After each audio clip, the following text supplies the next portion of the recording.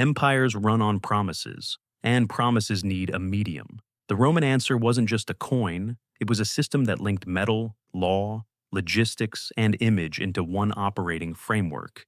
This is the story of how that framework was built, how it broke, and how it was rebuilt on different metal, turning money into the hidden infrastructure of the Roman state. Before the famous silver, Rome's money was heavy and local. As rude, raw bronze lumps. As signatum, cast bars. Then as grave, cast bronze discs. Fine for fines and taxes in town. Terrible for a marching army that had to buy grain, fodder, timber, ferries, and repairs hundreds of miles from home. Across the Aegean, Athens was already running on Laurion silver, the owl tetradrachm so consistent that merchants trusted it across the sea. Further east, Darius I of Persia had standardized imperial pay with the gold daric and silver siglos, a continental salary machine. Greek coins projected civic identity. Persian coins paid an empire. Rome needed both, identity and scale. The crucible is the Second Punic War, 218 to 201 BCE. This wasn't a season of fighting. It was a generation of logistics. Armies wintered abroad, then moved again. A legion on campaign was a traveling market. Contracts for grain, leather, iron, timber, mules, all priced, all paid. The Republic learned the hard lesson. Valor without payroll loses wars. Frontline treasurer. He traveled with the general, kept the pay lists, received bullion, checked weights, sealed chests, and cleared contracts. His tools were simple: balance scales, touchstone, seals, wax tablets. But his job turned strategy into reality. When stipendium arrived on time, discipline felt fair. When it did not, morale evaporated. Around 211 BCE, the solution clicked into place: the denarius, a compact silver coin of roughly 1/72 of a Roman pound, about 4.5 grams, initially valued at 10 asses. After the bronze standard was reduced, the equivalence shifted to 16 asses. Early designs showed Roma, victory, the Dioscuri, iconography that said, "The state is orderly, the gods are with us, the pay is real." Silver came from victory as much as taxation. In Hispania, the capture of Carthago Nova opened rich veins. Mines like Rio Tinto and the Sierra Morena became the lungs of the silver economy. Bullion moved under guard to mints. Blanks were cast, dies engraved, coins struck. Then questors pushed pay forward to the tables where soldiers lined up by centuries to receive it. The denarius standardized everything that had been messy: the price of barley rations, the hire of ferry boats, the rate for animal fodder, the fees for smiths. Soldiers could spend it in any province, contractors recognized it, courts defended it. Money stopped being just a token of exchange. It became the protocol that kept legions moving. By 146 BCE, with Carthage and Corinth crushed, Rome controlled the central routes of the Mediterranean. The denarius pulsed like a heartbeat, out through pay chests, back through taxes and tribute, into treasuries, and then out again. A coin had become a system. Bronze to silver, the ratio shift. The denarius began as 10 asses. After the bronze unit was lightened in the 2nd century BCE, the accounting moved to 16 asses per denarius. Markets adjusted. Contracts followed. The silver unit stayed the reference for serious payments. Forgery and lightweight issues existed. Money handlers, numerarii and argentarii, tested coins on touchstones and with weight checks. Penalties for fraud were stiff because coinage was now a public trust, not just metal. With Mediterranean dominance comes routine revenue, provincial tribute, land taxes, customs at ports. Rome consolidates a three-metal hierarchy that mirrors how the state works. At the top sits the Aureus, gold for large state payments, high officials, and reserves. Under Julius Caesar, circa 46 to 44 BCE, an Aureus weighs about 1/40th of a pound, approximately 8.1 grams. Under Nero, 54 to 68 CE, it's lightened toward 1/45th, at 7.3 grams. The state reads the empire's metal flows and trims accordingly. At the core is the denarius, silver coin of everyday state power, soldiers' pay, moderate value trade, and taxes. Under Nero, the denarius's fineness begins to decline, and weight trends down toward roughly 3.4 to 3.8 grams, a signal that balancing books is getting harder. For daily market life, there's the Sestertius, a large brass coin, and smaller bronzes. The Sestertius doubles as imperial messaging.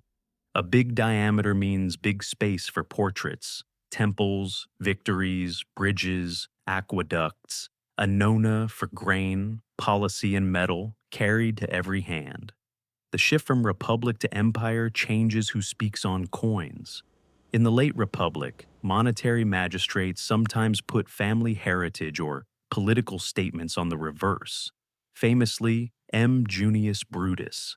Under Augustus, 27 BCE to 14 CE, the emperor's portrait becomes standard. The coin no longer just states value, it states legitimacy. The army is the test of the system. Under Augustus, Rome stabilizes around 25 to 28 legions. Each must be paid in silver, at predictable intervals, anywhere from the Rhine to Syria. This demands a supply chain of bullion, functioning mints, Rome, Lugdunum, Lyon, Antioch, among others. Secure transport and bookkeeping that matches cash outflows with tax inflows. Augustus builds institutions to manage this. Around 6 CE, he establishes the Aurarium Militare, a dedicated military treasury for veteran pensions. The message, promises to soldiers, are backed not by rhetoric, but by a fund. Nero's changes, lighter Aureus, slipping Denarius' fineness, are warning lights on the dashboard. They're not collapse, they're calibration. But precedent matters. Once you demonstrate that standards can move, everyone watches the next move. Under Trajan, 98 to 117 CE, the empire reaches its greatest extent. New resources, from Dacia, for example, bolster emissions to pay for conquests, infrastructure, and urban programs. Roads like the Via Appia, the Cursus Publicus postal system, and a web of state warehouses connect coin to grain, pay lists to marching orders. Money is the oil in every gear. Contrast is instructive. Greek coinage excels at civic identity. Standards cluster by region and prestige. Persian coinage proves that an imperial state can run a dual gold-silver standard over vast terrain. But only Rome fuses coinage with fiscal policy, military logistics, roads, propaganda, and provincial administration, aligning them into one operating system. Now the machine strains. 193 CE is the year of the 5 emperors. Frequent regime change brings signing bonuses for troops, emergency levies, and disrupted tax collection. The state's biggest expense, the army, keeps growing, and every usurper must buy loyalty fast. Septimius Severus, 193 to 211 CE, raises legionary pay. It stabilizes politics in the short term, but the bill comes due. To meet obligations, the silver content of the denarius is reduced. Debasement begins to accelerate. Under Caracalla, 211 to 217 CE, a new coin appears, the Antoninianus, circa 215 CE. It shows the emperor with a radiate crown and is rated at 2 denarii, but it does not contain twice the silver. The gap between nominal value and metal value widens. That gap is inflation waiting to happen. From 235 to 284 CE, the empire lives under siege, Germanic pressure on the Rhine and Danube, Sasanian threats in the east, and constant internal revolts. Mints scatter, supply lines break. The state can still strike coins, but it cannot sustain credibility. Merchants add premiums for older, better coins. People hoard good silver and spend the weak. Gresham's law and practice. Prices rise, more coins chase the same goods. Pay in bronze and bad silver means little when grain sellers demand in-kind or gold. By the 260s to the 270s, barter grows. Taxes in kind become common. Wheat, oil, textiles, animals. The government adapts because it must keep the army fed even when coinage fails to command trust. Aurelian, 270 to 275 CE, attempts repair. He reorganizes the mints, suppresses corruption. Famously, the mint workers revolt at Rome in 271, and reforms the Antoninianus, marking issues with 21, Latin West, or Ka, Greek East, to indicate a fixed ratio of silver to base metal, about 1/20th fine. It is honest labeling, and for a moment, confidence flickers back. But wars, famines, and politics outpace the mint. Mechanically, the crisis is simple. Reduce the silver content, prices rise. Raise nominal pay in weak coins, prices rise faster. Lose confidence.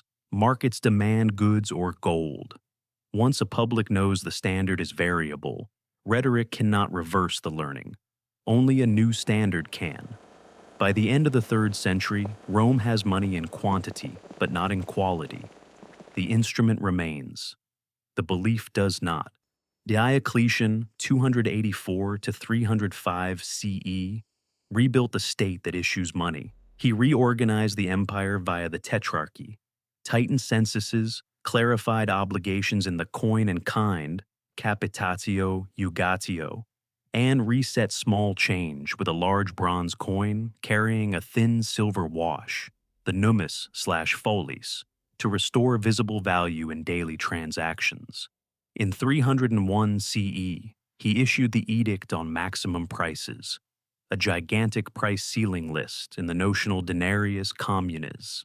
The aim: cap profiteering and stop the spiral. The problem: enforcement.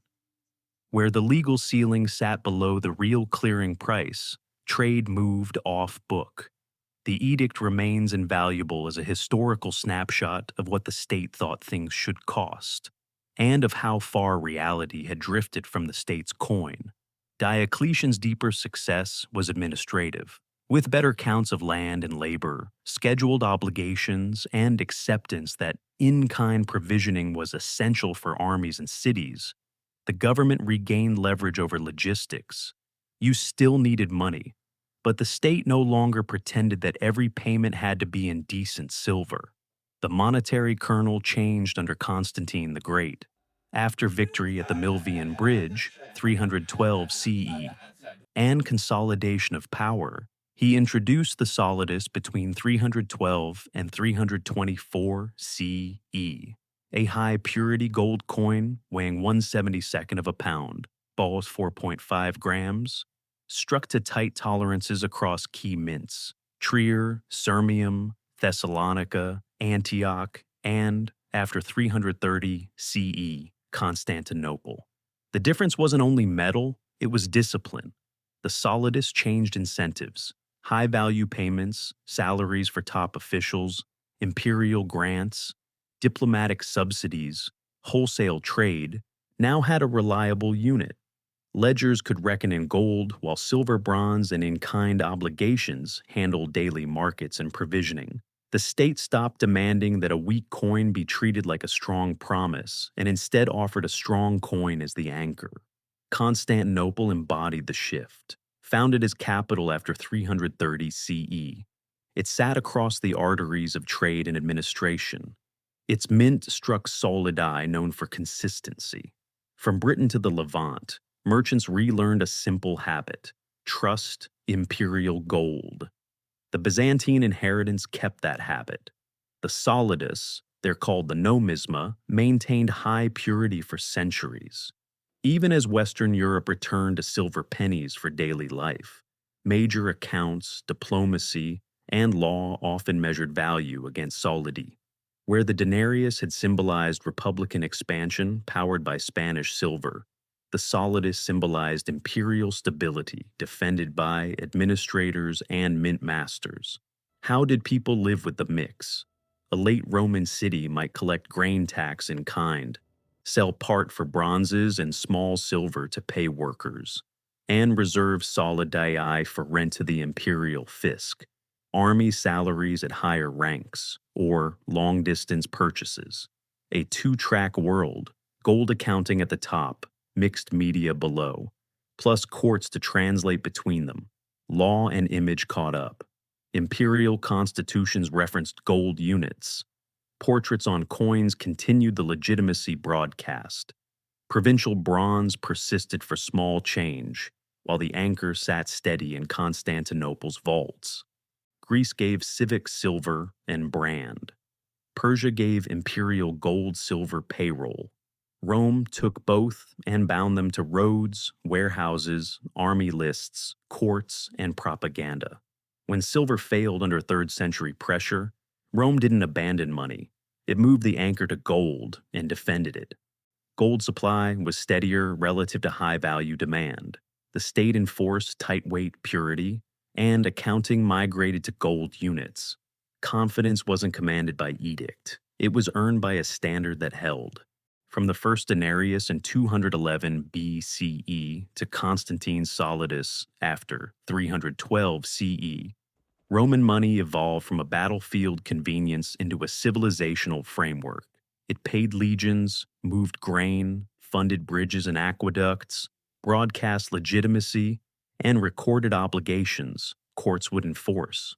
When standards drifted, prices rose, contracts slowed, and trust evaporated. When standards held, trade connected, taxes flowed, and armies marched on schedule. Marble ruins and vanished legions make good pictures. But the real monument is invisible, a design that treats money as infrastructure, a network of metal, law, logistics, and image that teaches people to trust a promise. The Romans built that architecture twice, first on silver, then on gold. The second time, they learned the lesson that still applies. You cannot decree credibility, but you can build it. One standard, one ledger, one coin at a time.